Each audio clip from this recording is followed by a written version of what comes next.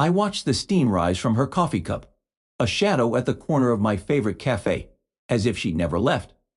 7 years of careful distance, of counting every word she ever said, shattered in an instant. She wanted a reaction. I wanted control. And one of us was about to lose.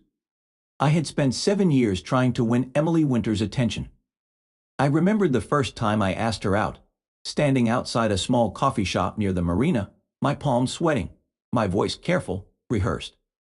She shook her head and smiled politely, her eyes already moving past me to something else.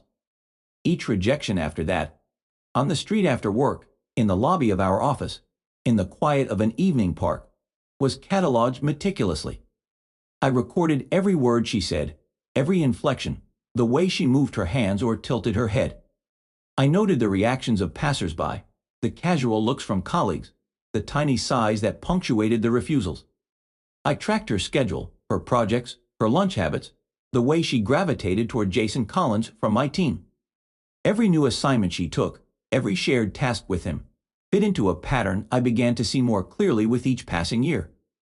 My life had become a ledger of attempts and failures, a series of small, precise entries: time, place, reason for refusal, the subtle hints of shifting alliances.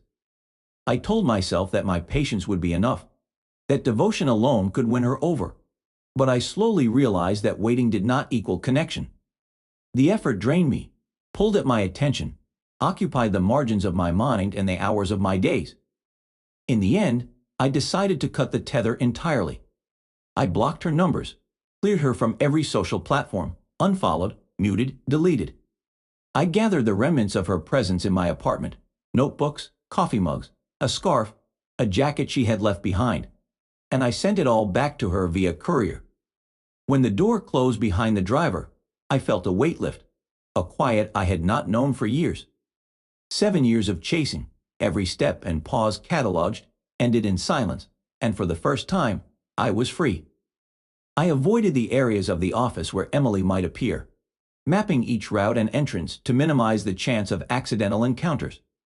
I created official reasons to excuse myself from collaborative projects, citing deadlines, personal tasks, or meetings that conveniently pulled me away. I took alternative routes to the office, leaving earlier or later than usual, walking through quiet corridors, passing by colleagues only when necessary, and using every logistical detail to maintain my distance. I occasionally claimed minor illnesses to be absent from mandatory gatherings, ensuring that my presence could not be manipulated or observed. Every phone call, message, or notification from her or mutual acquaintances was scrutinized, treated as a potential intrusion into my carefully constructed boundaries, and then ignored. My attention became entirely focused on my work, on the code I wrote, the projects I completed, and the sense of order I maintained in my own schedule. I watched my colleagues' reactions to my absence, their curiosity or subtle attempts to relay her inquiries, noting each with the precision of a recorder. Emily's attempts to reach me, through the office, through messages, through mutual friends, were catalogued and set aside, a series of data points rather than events demanding emotion. Silence became a tool of both control and protection, a barrier that preserved the space I needed to think, breathe, and exist without constant external pressure. I recognized that distance was not avoidance in the passive sense but an active strategy, the only way to maintain psychological autonomy and prevent myself from being drawn back into the cycle of one-sided attachment that had dominated the previous 7 years. Each day of separation reinforced the boundaries I had built, and I began to feel the subtle relief that came from reclaiming the rhythms of my own life, free from the demands and expectations of someone who had never chosen me. Even mundane actions, sitting at my desk, organizing my tasks, closing completed tickets, became acts of self-preservation, quiet affirmations of the control I had reclaimed over my world. The absence of her presence, the lack of interruption, gradually became a tangible space in which I could exist on my own terms, without guilt or distraction. And I understood that this quiet vigilance, this deliberate neglect, was the only path to enduring stability and personal clarity. Weeks passed, and Emily's attempts to penetrate my life intensified. I began noticing her presence in unexpected places, walking past my building as if by coincidence, lingering near cafes I frequented, and showing up at office events where I had carefully calculated my own arrival and departure times. Each intrusion, each sighting, was logged silently in my mind. Time, location, manner of approach, the fleeting expressions on her face. She left notes with mutual friends, small gestures designed to provoke response or guilt, but I cataloged them clinically, as if reading entries in a ledger. I observed the pattern of her persistence and the rhythm of her strategies, understanding that each act was a test of my boundaries. Internally, I monitored my reactions, every pulse of irritation, every surge of residual attachment, measuring and regulating myself to maintain equilibrium. I organized my work with precision, arranging meetings, coding sessions, and breaks to create predictable routines that left little room for unexpected encounters. Every interaction with colleagues was filtered, every conversation carefully navigated to minimize inadvertent disclosures or emotional triggers. I kept my distance not only physically but mentally, ensuring that her anxiety and manipulations could not infiltrate my thoughts or erode my calm. I documented these incidents privately, a silent record of effort and intrusion, noting the frequency, the intensity, and the escalation over time. Emotional pressure became a constant background, a static hum that I acknowledged without letting it dominate my focus. I understood that endurance required detachment, that engagement would only feed the cycle I had spent years dismantling. My steps were deliberate, my schedule exacting, my focus absolute. Even routine moments, grabbing coffee, walking to the train, responding to emails, were calculated to preserve autonomy and avoid any inadvertent contact. Each day reinforced the boundary I had drawn, a structure of discipline and awareness that turned potential vulnerability into control. I recognized the conflict with my past as a persistent force, yet I refused to let it dictate my present. Every attempt by Emily to provoke guilt, nostalgia, or doubt was met with measured inaction, a deliberate stillness that became my shield. I did not respond to emotional manipulation, did not internalize her distress, and did not allow her presence to destabilize the carefully constructed equilibrium of my life. My internal landscape became a space of order, each thought and action aligned with the principle that I would not sacrifice my autonomy for the demands of another. The tension in these weeks was palpable, yet the exercise of controlled detachment gradually solidified a sense of resilience I had never experienced before, proving that emotional pressure could be observed, recorded, and ultimately neutralized without surrendering to it. In 2016, I finalized the decision to leave San Diego, understanding that the city itself had become a repository of memories and patterns I could no longer inhabit without compromise. I signed a contract for a new position in Austin, Texas, meticulously planning the logistics of the move, packing, shipping, resigning from my old office, notifying necessary contacts, and systematically severing digital traces that connected me to the past. Every email, social media account, and shared workspace was reviewed, pared down, and either deleted or secured, leaving only the professional and personal connections I deemed essential. The move itself became a ritual of closure. Each box packed was a deliberate act of detachment. Every item shipped or discarded a statement of autonomy and control.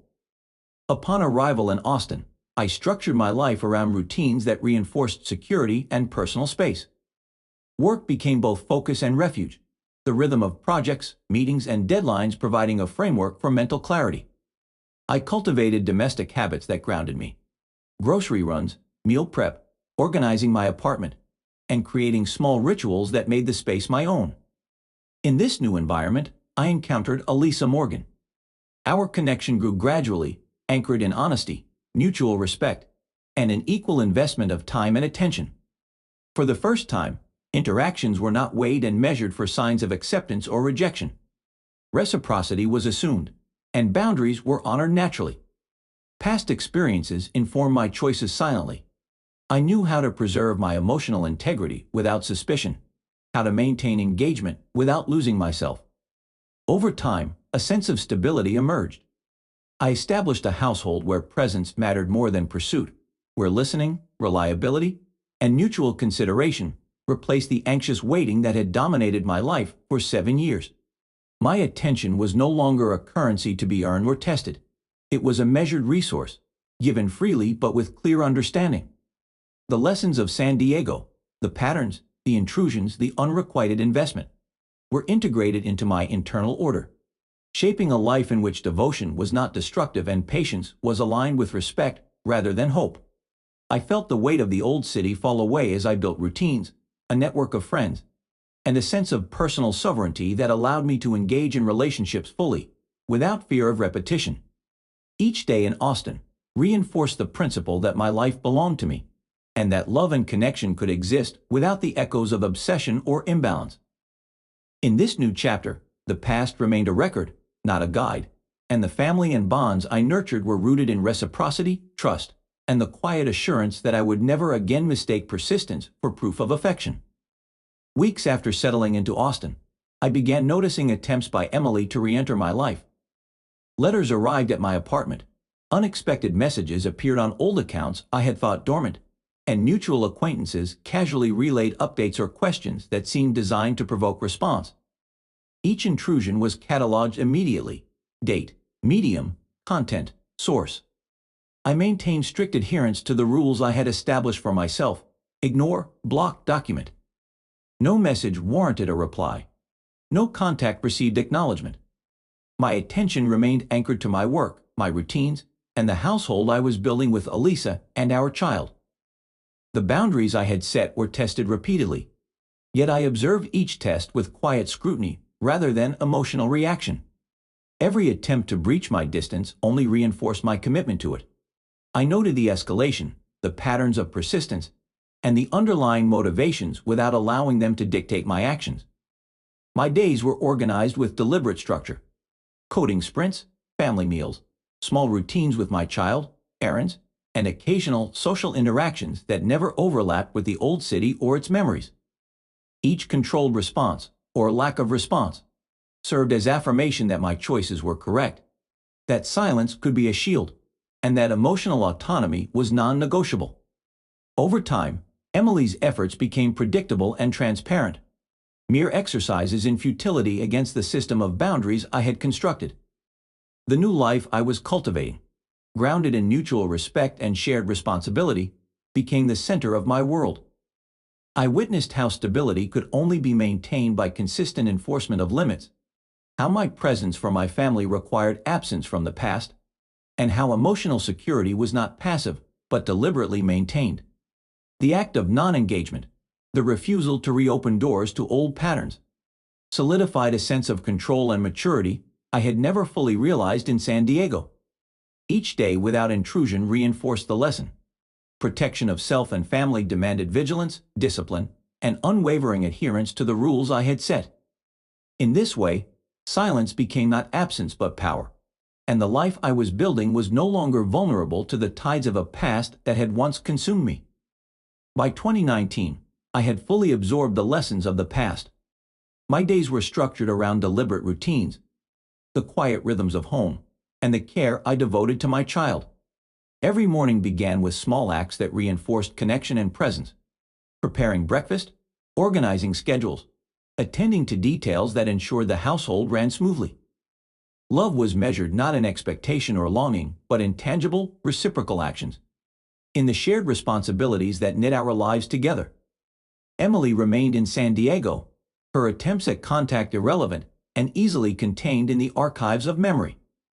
My focus was absolute, centered on Elisa, our child, and the work that demanded my discipline, honesty, and commitment. I cultivated clarity in every interaction, ensuring that my energy was reserved for what was real and responsive, rather than for the echoes of someone who had never chosen me. Silence continued to function as protection, boundaries as reinforcement of autonomy, and each day without intrusion confirmed the strength of the structures I had built. I observed the world with steady attention, noting patterns, anticipating challenges, but never allowing them to penetrate the order I maintained at home or in my mind.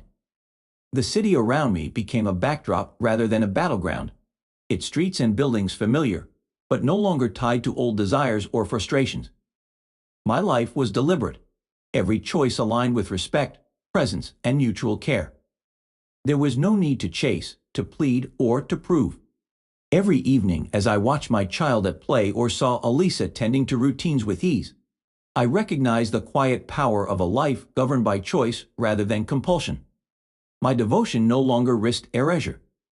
It existed in safety and reciprocity.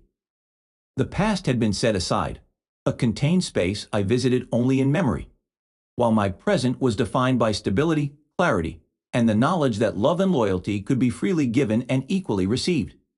Each day began with this awareness, and I carried it through work, family, and personal time, experiencing a deep, steady satisfaction in the autonomy, trust, and mutual commitment that now defined the life I had chosen.